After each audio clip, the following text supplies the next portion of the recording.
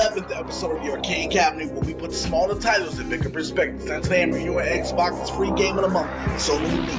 The game where you make clones of yourself and each one has a distinct personality.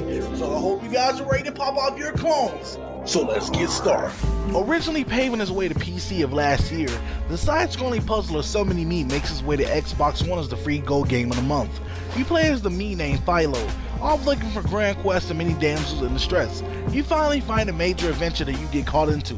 As the grand spirit Asimov takes you away to save the world, you find yourself literally. As clones and variations that you begin to awake, and So Many Me has some major distinct variations as you progress through the game.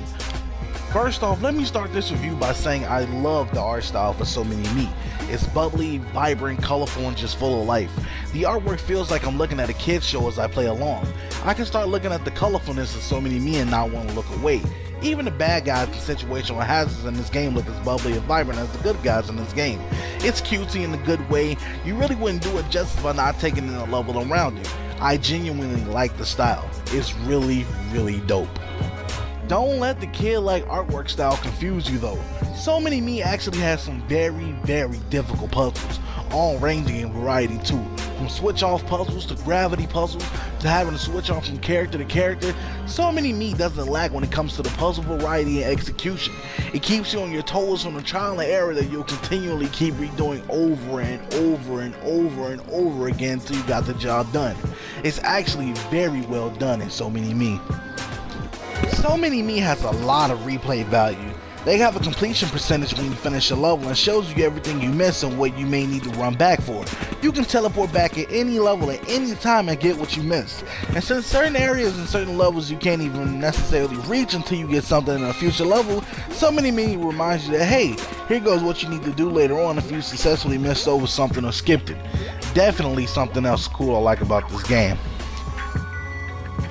The only downside I have for So Many Me is that with the idea of clones and each one being a different variation of yourself, is that voice acting would have been top notch for this idea. Every time you meet up with a new variant that had voice acting been a part of this game, every distinctive character personality would have been greatly noticed and noted instead of rating. While I have no issue reading the cutscenes, it detracts on something that could have been greatly captured and emphasized on throughout the game with little taunts and sayings and whatnot for each one. But all in all, So Many Me is actually a really good game. Challenging puzzles that change up throughout the game, really great artwork, funny dialogue, and tons of replay value for quite some time. But while not having voice acting for each individual personality sucks, it doesn't detract away from the experience you're gonna have with So Many Me. But with that being said, I'll be giving So Many Me a 3.5 out of 5. Alright guys, that concludes today's episode of the Arcade Cabinet.